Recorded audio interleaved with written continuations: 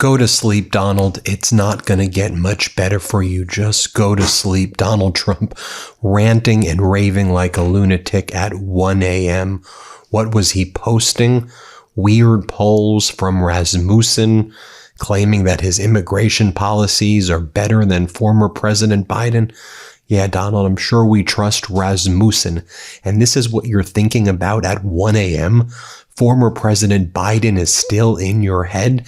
Guess what, Donald? Your overall approval rating is much worse than former President Biden. Donald, you have the worst approval rating in modern presidential history, and it's not looking good. I mean, look at some of these pathetic messages that Donald Trump was posting at 1 a.m. also. He's sending emails like this to his supporters to scam them out of more money.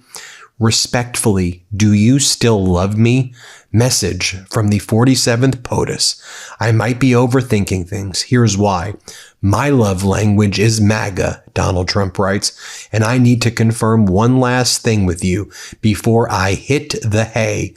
Do me a favor, take my poll, and please don't forget to answer question number 2. I miss you. Take 30 seconds, please, to share your thoughts. Final 12 hours to take the poll.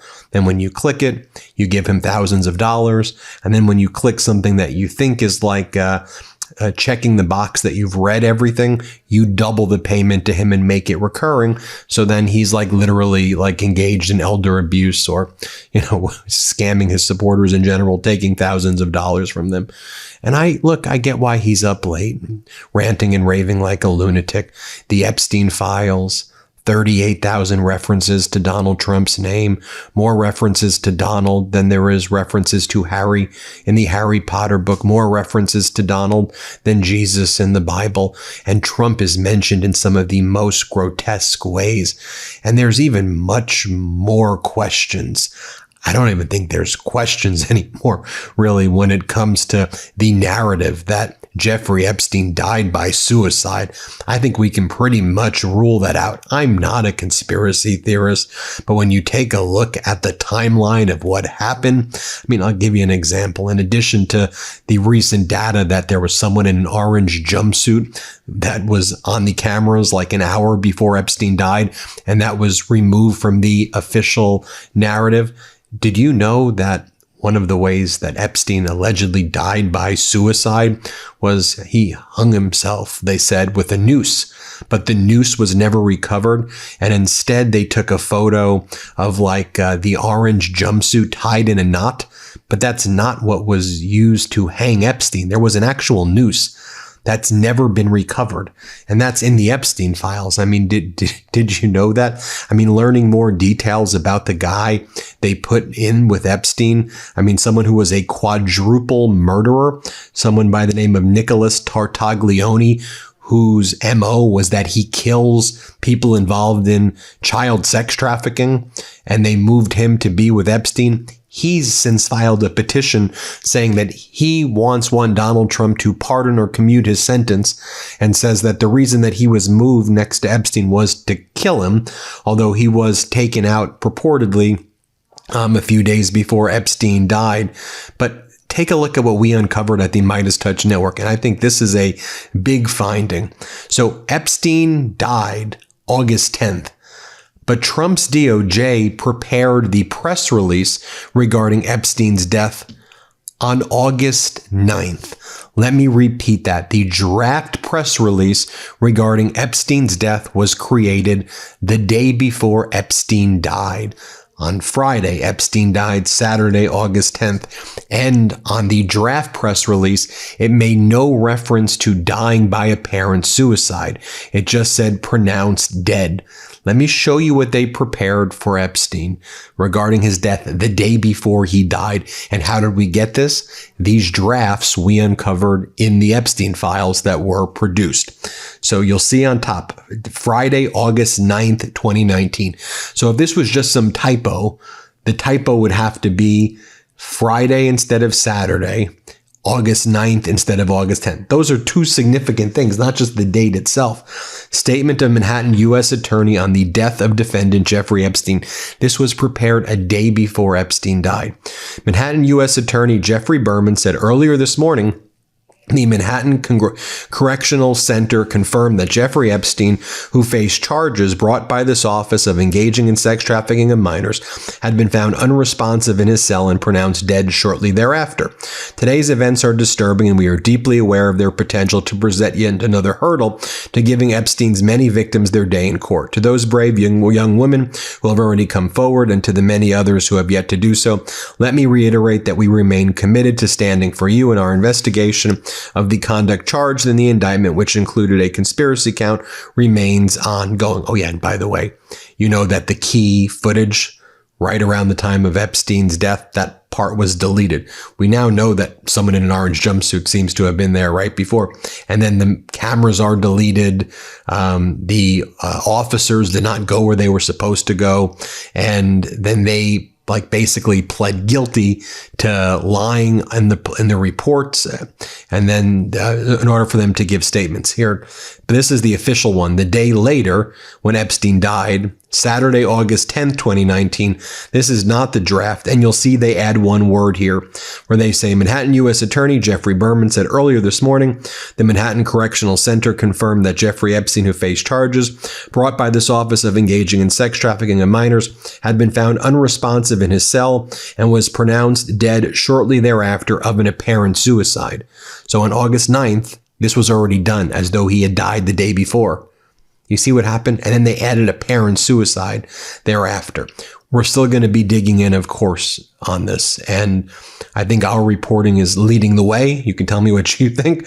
But we are laser focused on this, and we are not going to let it go. Another important development that has Donald Trump up all night. Democrat Chastity Martinez in Louisiana won easily Louisiana House District 60, a special election, defeating Republican Brad Daigle and holding the seat. But here's an important point. Trump carried this exact House district in Louisiana by 13 points. So Republicans were hoping this was going to be their first flip, because Democrats have flipped all these special elections across the country. You know how every week or 2 weeks I'm doing these reports? Remember last weekend I did the report on Texas State Senate District 9? Democrats have won every flip. Republicans thought this was a chance because Trump won this plus 13. This was basically a plus 39, plus 40 Democrat overperformance. Remember, last week's State Senate District number 9 was a plus 31 Democrat overperformance. Democrats are overperforming now, plus 31, plus 40, plus 20. So any of these Republican House districts, again, this was a state race in Louisiana, but as we talk about the midterms, this blue tsunami can be the biggest blue tsunami ever.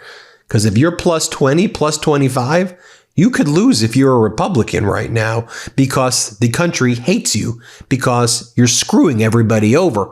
And I think Democratic Senator Ossoff in Georgia put it perfectly. Did you see the speech we covered on the MeidasTouch network? He was giving an incredible speech, and this was just pitch perfect.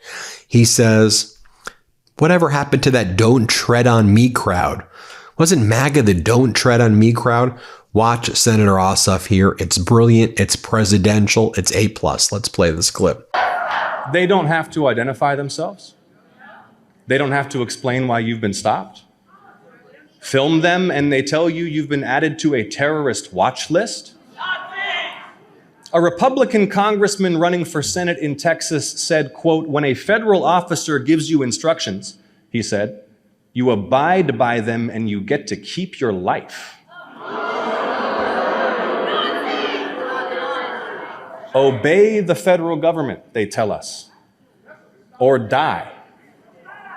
What happened to don't tread on me? And by the way, if you're carrying a firearm, the Trump administration said they have license to kill you. Are there any principled constitutional conservatives left in the United States? And then Senator Ossoff said, we were told that MAGA was for working class. Turns out they're just for the Epstein class. The Epstein class. Nailed it. Here, play this clip. Now, you remember, we were told that MAGA was for working class Americans. You remember that? But this is a government of, by, and for the ultra rich. It is the wealthiest cabinet ever. This is the Epstein class ruling our country.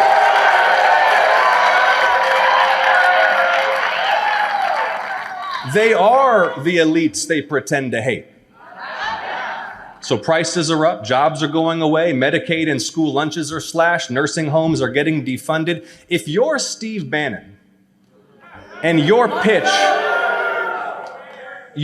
was Trump for the forgotten man and woman, how do you sell any of this? Trump was supposed to fight for the working class. Instead, he's literally closing rural clinics and hospitals to cut taxes for George Soros and Elon Musk. He was supposed to end the globalist world police foreign policy. Instead, we're doing war for oil and nation building again and threatening to conquer Greenland. He was supposed to drain the swamp.